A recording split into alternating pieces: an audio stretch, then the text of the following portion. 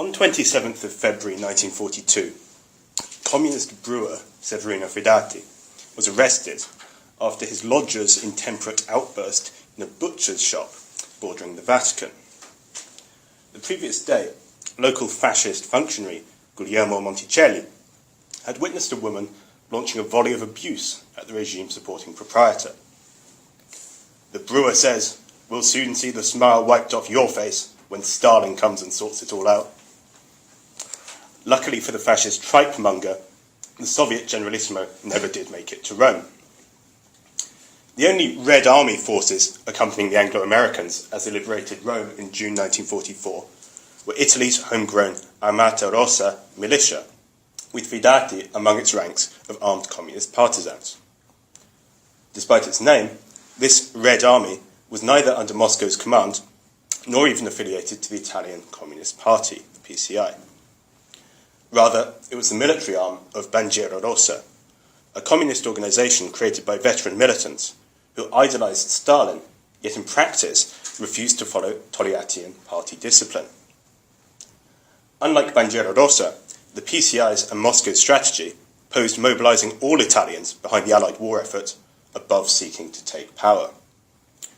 And in the 1970s, after over 2 decades of Christian democratic rule, a growing extra-parliamentary left started to blame the PCI's national unity strategy for having allowed conservatives to abandon fascism while keeping the state, the capitalist order of Italy, fundamentally intact.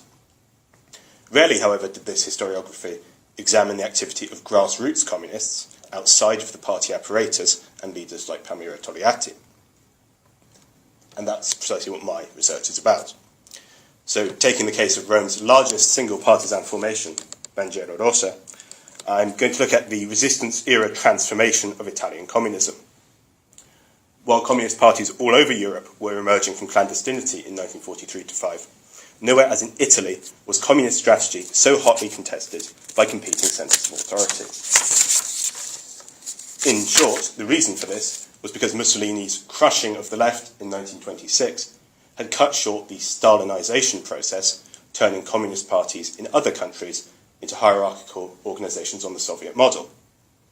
Communists remaining in Italy across Mussolini's 20-year rule were thus almost completely cut off from the international movement, while Comintern-affiliated communist leaders in Paris or Moscow had no base in their own country. So by the time that these exiles started returning to Italy during the resistance of 43-5, long isolated militants on the peninsula had already begun setting up communist organisations of their own, without instructions from exiled cadres or the Comintern. Take the example of Scintilla, a clandestine circle formed in Rome soon after Italy joined the war in June 1940, and which was at the origin of Bandiera Rossa. Named in homage to Lenin's Iskra, its prominent members included the tailor Filiberto Spadella, secretary of the Rome Camera del Lavoro during World War I, Orfeo Mucci, who was a young carpenter and son of an anarchist bakers leader, Raffaele De Luca, who'd been the socialist mayor of Paola in Calabria in 1920, and the communist florist Agostino Rabboni. Scintilla, which produced a newspaper like this from August 1942, was typical kind of the circles Manny talked about. Communists who would meet in bars, barber shops, that kind of place, to listen to radio, to read old copies of L'Unità or Avanti, or read novels like Gorky's Mother or London's Iron Heel. Taking off from the policy of the Comintern before 1926, before the party was banned, Scintilla rather mechanically thought that if fascism was the final rearguard action of capitalism, then Mussolini's defeat in war would surely bring revolution. Paris-based Communist Party leaders instead advocated cross-class national unity in the name of maximum mobilisation, the Allied war effort. As we know, this popular frontism had a history in France and Spain from 1934 to 9, seeking to encourage the democracies to ally with the USSR against Nazi Germany, showing that the communists weren't trying to seize power and thus dispelling anti-communism in the West. However, such a strategy had no application in Italy during the Mussolini period. It was literally foreign to the communists who had remained on the Italian peninsula. So, setting up a cell in Rome around the end of the Spanish Civil War, the PCI preferred not to rely on its own long isolated ex-comrades from the early 20s. Rather, it created an anti-fascist student circle built from within the existing regime organisations, trained not on specifically Marxist ideas, but rather the likes of Croce and Gentile and so on. These new cadre, young intellectuals without any real militant record, did not much impress the communists of Scintilla. Filiberto Spadella was shocked that PCI students, tied to aristocratic circles and the Savoy monarchy, told them we had no right to debate their directives, only to accept and implement them. Scintilla were not Trotskyists and angrily rejected this label. However, they were chastened by their first brush with the PCI's now Stalinist organisational norms. Ironically, however, their objection to the national unity policy themselves fed on a cult of Stalin. If socialism had triumphed in Russia and was now almost single-handedly defeating Nazi Germany, then European revolution couldn't be far away, as they saw it. And since the Mussolini regime claimed to be resisting the imminent Bolshevization of the continent and labelled all opposition communist, fascist propaganda only fed this kind of socialist triumphalism. Indeed, this also affected this kind of belief that revolution was certainly coming. Fatalism also affected the wartime PCI. The Rome organiser Agostino Novella complained in December 1943 that he was struggling to get his comrades to believe that the Popular Front was not a mere ruse and prelude to seizing power. The palace coup against Mussolini on 25th of July 43, followed by the German invasion in September, re-establishing fascist rule in north and central Italy, turned these small vanguards into leaders of partisan movements resisting the German occupation. While the student group and returning exiles founded a new Rome PCI federation, Scintilla morphed into Bandiera Rossa, linking up with other clandestine circles committed to a class-against-class and revolutionary policy. Bandiera Rossa thus stood apart from the Comitato di Liberazione Nazionale, which united communists with socialists, liberals and Christian Democrats in a patriotic cause. As the 5th of October 1943, first issue of Bandiera Rossa's newspaper put it, "We fight not for a nation, but for the proletariat, much as we don't fight Germans, but Nazism and fascism as the ultimate expression of bourgeois dictatorship. Our only fatherland is the world, our only enemy, capitalism, whatever mark it wears." While the communist and socialist leaders were joining a CLN alliance, whose president, Emanuele Bonomi, had in 1921 attempted to suppress the Arditi del Popolo, leading figures in that anti-fascist militia were now taking prominent roles in Bandiera Rossa. In addition to veteran communists, it also rallied most of Rome's organised anarchists, as well as socialists like the son of murdered MP Giacomo Matteotti. This strong start in uniting the historic currents of the Roman left, as well as Bandiera Rossa's role in military officers' role in coordinating resistance to the Wehrmacht in September 43, provided it with the necessary organisational basis to draw in hundreds of disbanded soldiers and others evading conscription by Mussolini's new regime. So as of November 43, Bandiera Rossa thus had about 3,200 members, as against 2,500 for the official Communist Party in Rome. Bandiera Rossa's strong local roots were also its limitation, insofar as it never really expanded beyond the Lazio region, though politically similar groups existed in other cities, such as Stella Rossa in Turin. However, unlike that organisation, it failed to negotiate a merger with the official PCI, having insisted that the Communist Party first abandon its CLN allies. Its paper thus explains, "The L'Unità Communists, PCI, and we are distinct organisations, but not in two different parties. We shall meet on the Via Maestra, the higher path of revolution." Without ever taming its glorification of Stalin, Bandiera Rossa did over time develop deeper critiques of the PCI, in particular its insistence on the need for workers to rally behind national reconstruction, even under capitalism, in a second Risorgimento, rebuilding the country. This related to the social context of the Roman resistance. Though Italy's capital and largest city, Rome had no big factories, and this weakened the significance of the industrial working class to the resistance mobilisation. Bandiera Rossa's conception of class politics was not the PCI's productivist Popular Front model, where industrial workers would become a truly national unifying force by driving economic reconstruction, but instead a more flatly class-against-class approach based on mobilising the excluded and dispossessed. Moreover, because Rome was not a centre of German war industry during the occupation, the occupation regime largely abandoned the population of its Borgate slums. Never part of the fascist national community in the true sense, these populations faced chronic food and power shortages and had to fend for themselves. Such was the abandonment of the Borgate areas that Bandiera Rossa's Tigrino Sabatini, a tram driver, even half-jokingly spoke of a partisan republic of Torpignatara and Certosa, the southeastern neighbourhoods of Rome, where Bandiera Rossa had taken over the police stations. A great deal of their activity was devoted to food distribution, such as expropriations masterminded by anarchist Taylor and former Palermo Arditi del Popolo leader Gabriele Pappalardo. Other efforts to meet Romans' immediate needs included squatting public buildings to house the dispossessed, mass-producing false papers for draft resistors and Jews, and together with other anti-fascist employers at state statistics agency Istat, a doctored census reporting that 90% of the Roman population were women. While the German army, of course, was fully able to control this territory if it wanted to, it largely abandoned the population while making occasional raids to deport workers to the Reich's war industry and to smash centres of resistance organising. After all, German tanks and supplies heading down the Via Casilina or Appia to the front were particularly at risk of attack from partisans based in these areas, Bandiera Rossa's stronghold.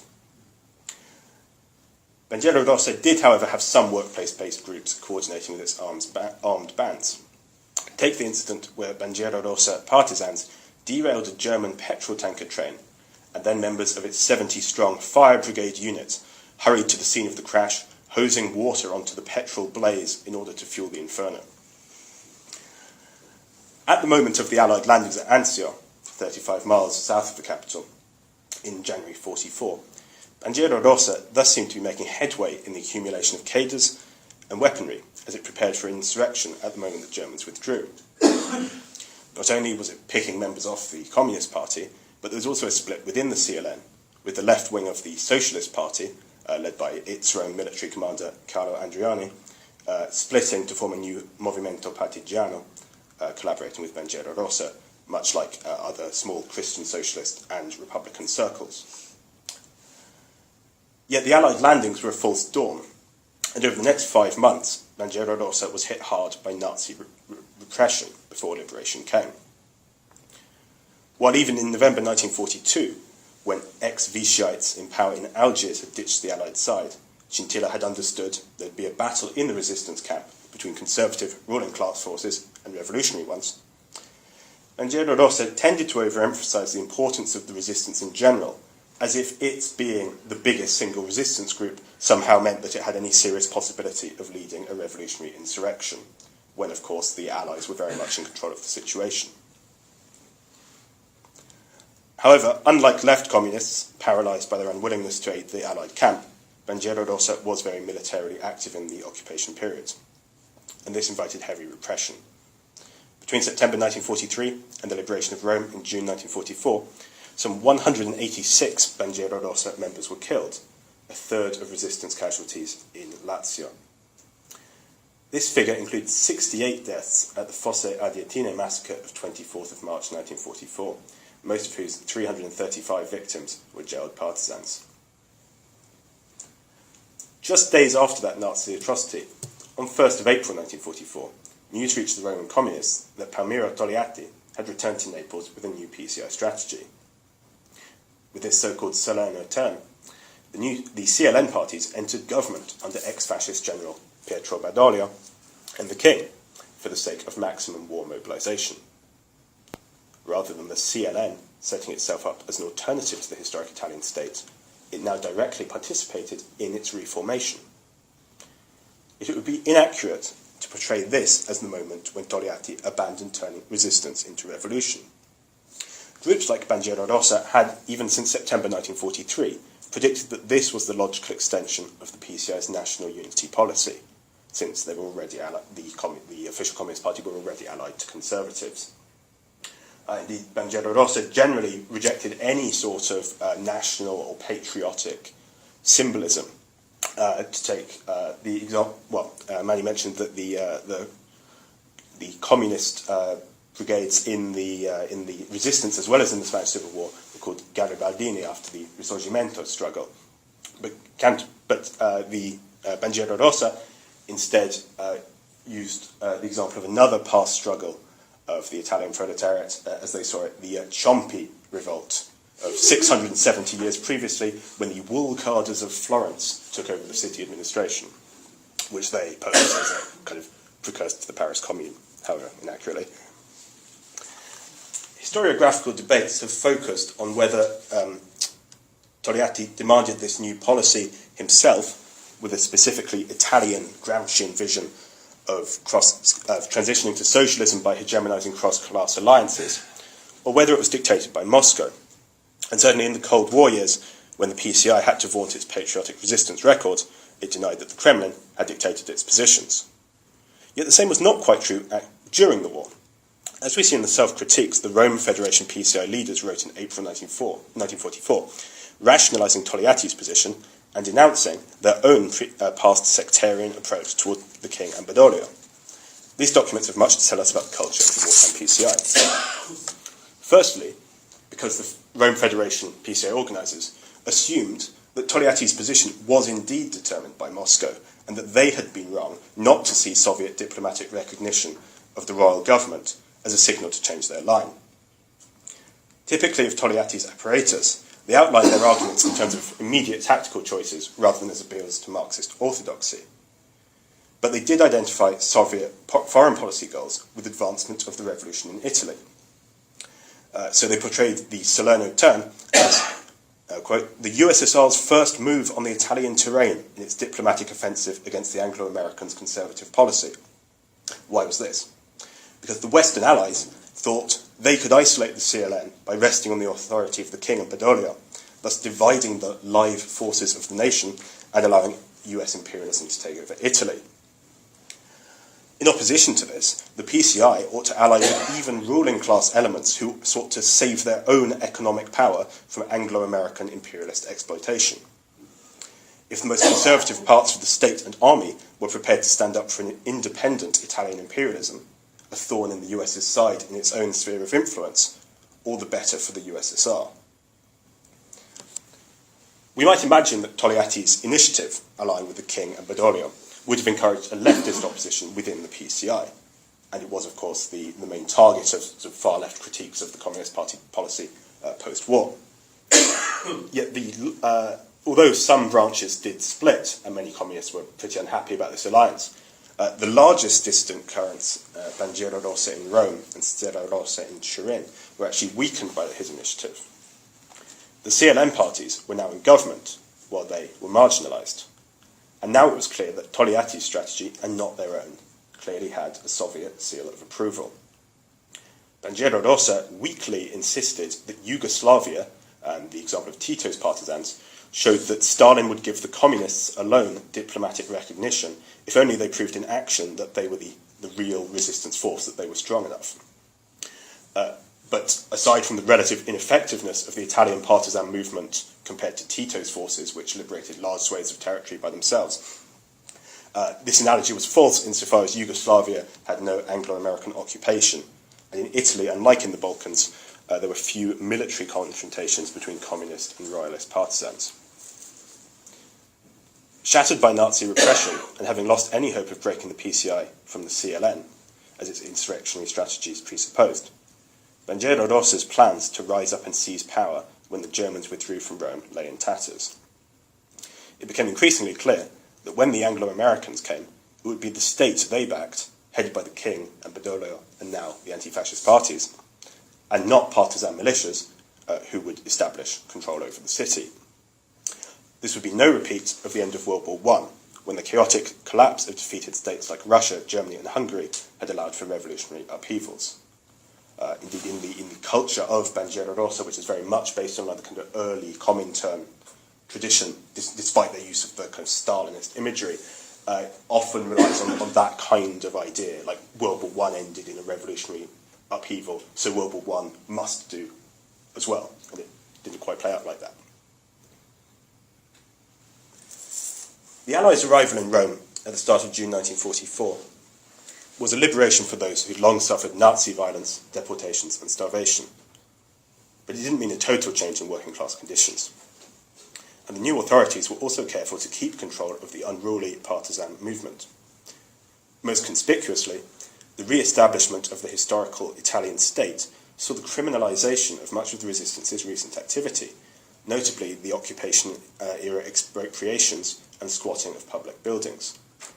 Haughty British intelligence operative Anthony Ellis described Bandiera Rossa as principally recruited from the criminal classes, lamenting that they had tricked New Zealander and Canadian troops into trafficking fuel and weapons. Not British troops, of course, but colonials. And as soon as the Anglo-Americans arrived, they banned Bandiera Rossa's newspaper. The Armata Rossa, a militia which opened up recruiting, planning to continue the partisan struggle further north, signing up 20,000 men in just 3 weeks, was banned at the end of June 1944. And the British jailed some among its leaders for failing to disarm their men. To put it briefly, with Bandiera Rossa's insurrectionary strategy defeated and its activities radically curtailed by the Allies, most of its members accepted an invitation to join the official PCI. While Bandiera Rossa had always planned that all of the communist groups would merge into a single party, they had failed here in the sense that they didn't actually get to have any say in what the party would be like or what its strategy would be. They had to accept its hierarchical disciplinary model and Togliatti's strategy and so on. Moreover, few of its most prominent organisers were actually allowed to join the Communist Party, and the group kind of continued for a few years as a very small sect, but without much impact or organisational influence. Naturally, I'm not saying that Rome's Borgate population were all conscious, distant communists, or even that the few thousands in Bandiera Rossa were. And obviously plenty of individual decisions to join this or that partisan group had all sorts of accidental reasons, from friends and family, timing, these kind of things. But what I do want to show in my research is that class struggle was not just a spur to participation in a generic CLN-led resistance, but rather that the struggles of this period exceeded a narrowly patriotic framework. The establishment of a parliamentary republic was not the beginning and end of partisan aspirations. And as opposed to those accounts speaking vaguely of a red resistance, Togliatti's betrayals, post-war arguments that the PCI could have done more, I want to root such a discussion in the activity of grassroots communists who were a force in the ground during the occupation, and that's why I'm studying Bandiera Rossa.